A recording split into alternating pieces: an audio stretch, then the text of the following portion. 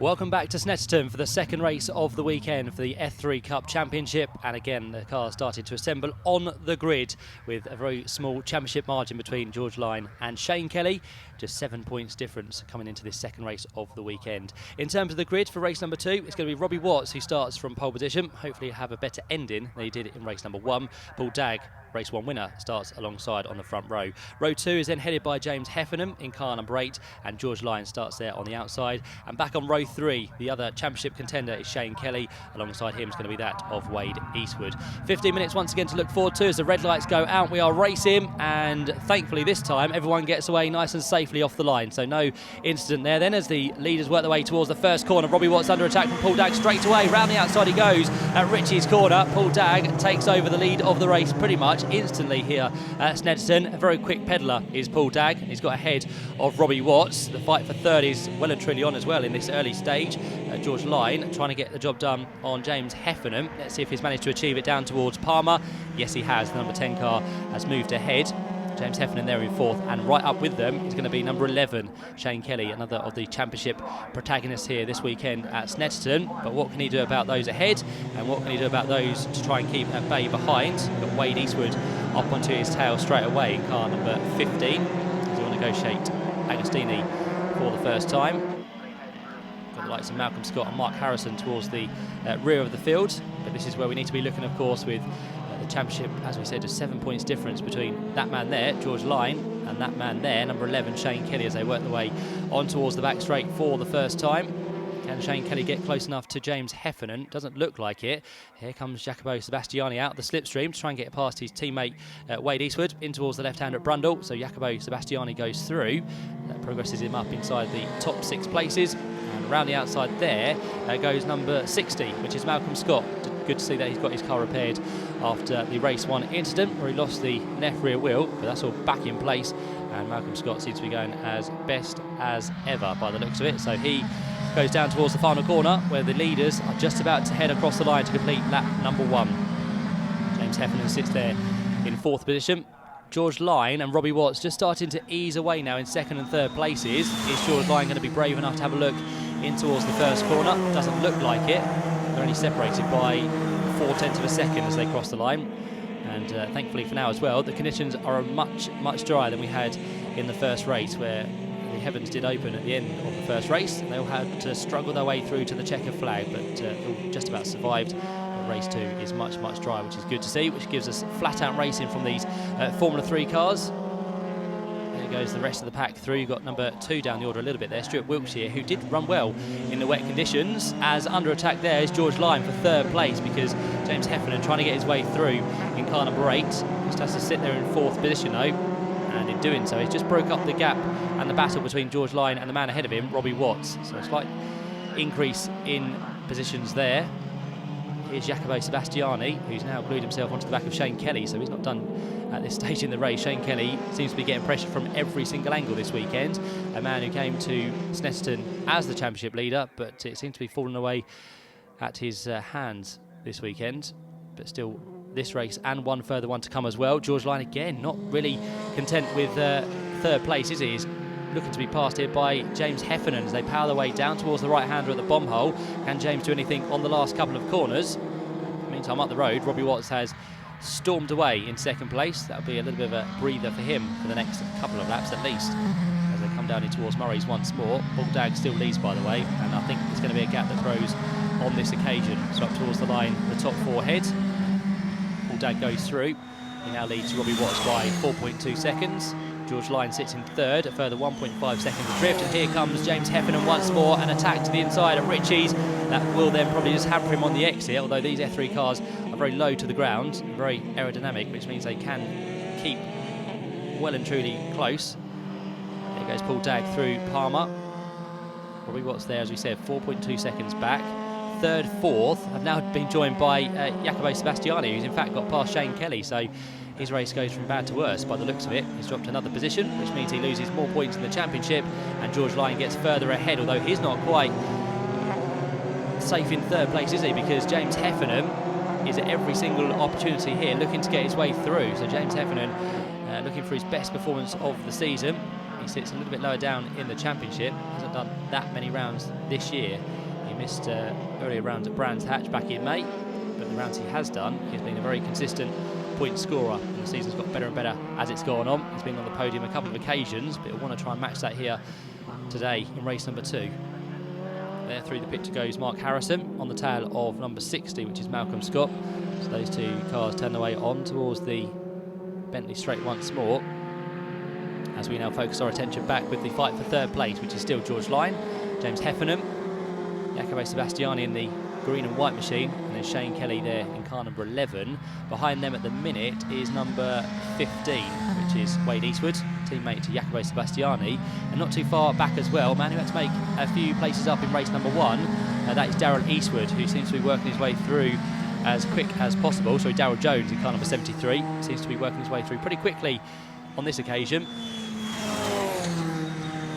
I'm sure we'll see him in shot very, very shortly as the 3rd and 4th place guys head their way through Ritchie's up towards the Wilson hairpin they go.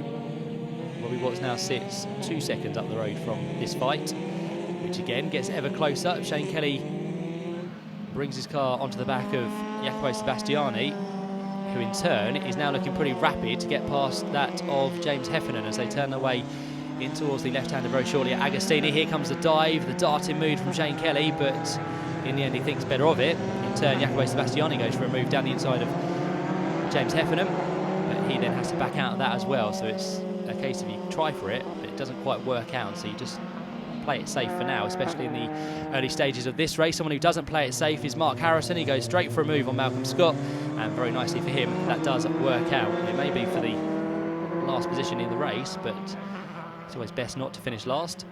And for now, it's number 6, Mark Harrison, who is ahead of Malcolm Scott in cars 6 and 60. Up front, Paul Dagg on that previous lap extended his lead to 5 seconds. So Robbie Watts not at the minute making any inroads into the tail of our race leader. Paul Dagg, of course, the race 1 winner. And for Paul Dagg, again, he hasn't done the full season, just appearing in these last few rounds, try and get a few more signatures onto his licence as they come down in towards the final corner of Murray's. Shane Kelly with a little bit of a lock up there, maybe under attack now from Daryl Jones, who gets a great run through Murray's. Shane Kelly tries to go defensive, but Daryl Jones should have the swooping line at Ritchie's and possibly taking the place away from Shane Kelly, our championship leader before this weekend. And round the outside line goes Daryl Jones, up in now to what's going to be 6th place. Shane Kelly has deposed that one position. And again, in turn, he loses more championship points to George Lyne now, who still sits there in 3rd place. The day's running for George Lyne gets better and better. There through the picture goes James Heffernan, who still sits there in 4th place. He's tried on a couple of occasions to get past George Lyne, but for now he just has to sit and watch. He can't do that for too much longer because the next man he has to worry about is Jacopo Sebastiani, who is right there on the coattails of those two ahead of him. So Jacopo Sebastiani sits there in 5th place. Daryl Jones, as we said, now up into 6th position. And then behind that we have the likes of number 11, which is Shane Kelly, down to 7th. 8th place for number 15 at the minute, which is the car of Wade Eastwood. And then behind them inside the top 10, the likes of Stuart Wiltshire and number 13, which is Tony Bishop. And that's how the order looks at just over the halfway stage of this race. Here's that fight that continues as well between the two red cars towards the back of the field. Mark Harrison still ahead of Malcolm Scott, and it looks like Mark Harrison has just pulled away by a few tenths of a second. Not much, but enough to keep him safe in 11th position. Down through the bomb hole goes the fight then for 3rd place. Still headed just about by George Lyne. James Heffernan there in 4th, and Jacopo Sebastiani just taking a little bit of a break now. He's kind of dropped off the tail of James, but he can afford to do so because the man behind him, Daryl Jones, has got the car of Shane Kelly to worry about. So we're just about pairing ourselves off now. A fight for 3rd. Then you've got the fight going on for 6th place between these two guys, Daryl Jones and Shane Kelly, as they turn the way through Ritchie's for the 6th time of asking. And behind them we can see this man here, Wade Eastwood, on his own in car number 15. But another battle starting to emerge there between the likes of Stuart Wiltshire and Tony Bishop. Those two again have been pairing up and racing for many, many seasons, whether it be an F3 Cup or, of course, Monoposto racing. They seem to dovetail most weekends with some form of racing. As It's great to see them out in the F3 Cup, the final rounds of this year's championship. Down towards Oggies then go the guys behind the leader, who's still, of course, Paul Dagg in car number 99. He turned his way on towards the Bentley straight. There's Shane Kelly, and we're just waiting for Wade Eastwood, I think, to pop up behind him, which he does. There he is, number 15. And the next two inside the top 10, Stuart Wiltshire, and still that of number 13, the car of Tony Bishop. But it's this fight up front, which is the intriguing one for now. Three cars all as one. George Lyne, James Heffernan and Robbie Watts. In fact, not Robbie Watts, sorry, the car of Jacopo Sebastiani, who gets much closer on this occasion. He looks for the inside line at the bomb hole and just takes one split second. One mistake from one of these cars and the cars behind will be straight onto your tail. They are very, very quick, the F3 cars, which means that the likes of Darryl Jones is now within the mix as well, because Jacopo Sebastiani has been bulked slightly through Brundle and Nelson. So we turn our attention from three cars to a different three cars. Two of those still the same. The other one to join the mix now is Darryl Jones, so as they head up towards Ritchie's corner. James Heffernan pushing on. Jacopo Sebastiani started to be backed up into the clutches of Darryl Jones. They work their way through the right-hander at Ritchie's corner. And for a man who's been on form so far this year, Shane Kelly took the first 3 wins of the season at Donington. Here this weekend, not seeming to get to grips with Snetterton, the first time they've raced it this year. They've been up and down the country at different circuits. Brands Hatch, had an away day at Spa as well in Belgium. At Alton Park, they ventured off to earlier on in the season, and they went back to the Brands Hatch Grand Prix circuit before 2 races at the Silverstone Grand Prix circuit. There's 3 races that close the season here this weekend, the first one of which has been won by Paul Dagg. The second one at the minute looks to be won by Paul Dagg as well, but still a few minutes remaining within this 15-minute encounter. And of course the first race was hampered by a safety car early on due to the car of Malcolm Scott, which was in a slightly dangerous position. But there you can see Malcolm Scott in this race doing well, trying to get past once again Mark Harrison on the run down towards the left-hander at Agostini. There was yellow flags which we just saw, and the reason being this car here, Tony Bishop, has been off in the weeds. He resurfaces though, gets back on his way, and I don't think he'll lose any places whatsoever because these two are quite a way adrift. So Tony Bishop has a little bit of a spin, back on his way, and rejoins now in 10th position. As this fight for 11th and 12th heads its way down the Bentley straight once more. There is our man who sits down the order in 7th place for now, Shane Kelly, car number 11. The championship at the minute just seems to be slipping away from his clutches. He's still got the one further race to come where he can put it all right once more, but George Lyne for now is the man who hassles our 2nd place man. The good thing for him is he's been now left to his own devices, because the likes of James Heffernan, who's under attack there from Jacopo Sebastiani, has to try and defend as best as possible, and in doing so George Lyne can just worry about what he needs to do ahead and starts to pull away now. But is that going to be the situation for the rest of this race? Because just as I said that, looks like James Heffernan has closed the gap once more, and with him he's starting to take Sebastiani and also Darryl Jones in car number 73, who just sits at the tail in this battle for now as they work their way on towards the left-hander at Hamilton. It's almost a 5-car train now. I think they're close enough to be able to make moves. There's James Heffernan just behind the red and white machine of George Lyne, turning their way through on towards the right-hander at Williams. Paul Dagg, by the way, has now extended his lead to over 8 seconds, so he's comfortably in the lead. Nothing to trouble him in race number 2 either, just like race number 1, where he won by a slightly smaller margin because George Lyne managed to close the gap down to less than a second on the final lap. But the second race is a much more commanding victory for Paul Dagg. Second and third turn their way through the bomb hole on towards Coram Curve for another time. And we're not too far away from the checker flag, I think, because time is starting to tick further away. There's James Heffernan still in 4th place, just going to fall shy of a podium, which he managed to grab in race number 1. And now he's down there in 4th place, still having to defend from Jacopo Sebastiani and also Darryl Jones, who managed to get his way up into 5th place in the earlier encounter. But now, onto the last lap we go for Paul Dagg, Robbie Watts and George Lyne, your top 3. George Lyne again, he seems to do this on the last lap, close the gap right down between himself and his kind of chaser. So Robbie Watts is not done at the minute. That time through he was half a second ahead.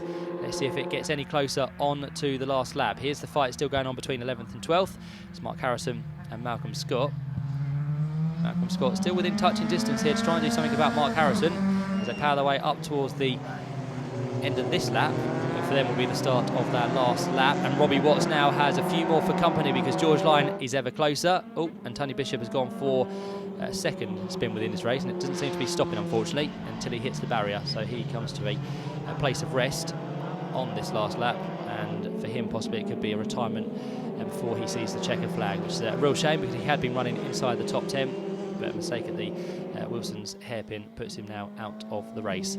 So down towards the left and right flick at Brundle and Nelson comes Robbie Watts with a long line of Formula 3 cars behind him, which include George Lyon, James Heffernan, who makes a slight mistake there. Here comes Jacopo Sebastiani looking for the inside line in towards the bomb hole. We'll come back to that very shortly because we're about to see our leader of the race become a winner. Paul Dagg, for the second time this weekend here at Snetterton, turns his way on towards the centre straight, checker flag in hand from the marshals, and it's going to be Paul Dagg who takes 2 out of 2 in the F3 Cup Championship here at Snetterton. Who is going to be second? Is it still going to be Robbie Watts? We wait for the Dallara to appear over the top of the crest, which he does.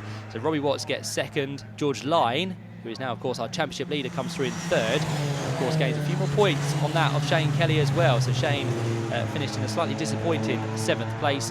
Ahead of him was the likes of Daryl Jones, Jacopo Sebastiani and James Heffernan in car number 8. We'll have a full classification of the order very shortly, but we'll just get these two through to the line as well. That's going to be number 6 and number 60. Don't think there'll be any further changes between Mark Harrison and Malcolm Scott. They're going to work their way up towards the checker flag, and in the end they'll finish in 10th and 11th places after the demise of Tony Bishop on that last lap. So those two go through, but it is going to be the win, as we said, for Paul Dagg in the end by 8.1 seconds ahead of Robbie Watts.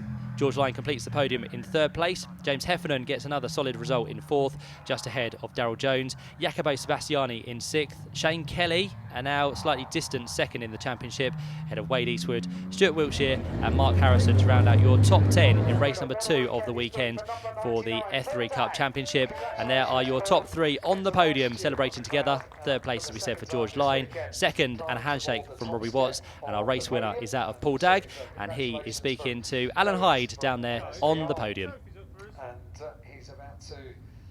Many congratulations. The weekend dream continues. It really is.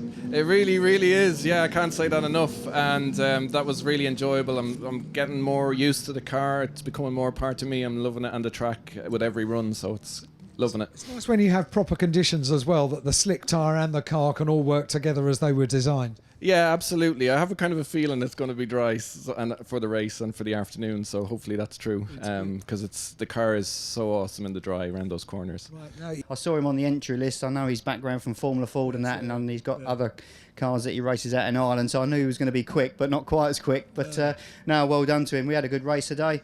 Bit rubbish yesterday, but yeah, another one this afternoon, and see what we can do and try and help George here to lift that big trophy today. Nothing like a bit of pressure on you, George, but I mean the pressure is there, isn't it? You're dealing with it well, you're just absorbing it. A little bit. It was a bit of a scrappy start, and then as the race settled down, we started concentrating on catching Robbie. We had enough to catch, but not quite enough to overtake, unfortunately. But happy with 3rd. Good points, championship. Lots of points. Are you doing the maths as you go round? Do you know what you need to do? Do you know how it's all going to work out when you're in the car? No, you just do the best you can do. I just drive around, I'm afraid. I don't do the maths. Not so good at that. Wait until the team fill you in. Well, can I tell you, it's very close. Yeah, thank you very much. See how the last race goes. Yeah.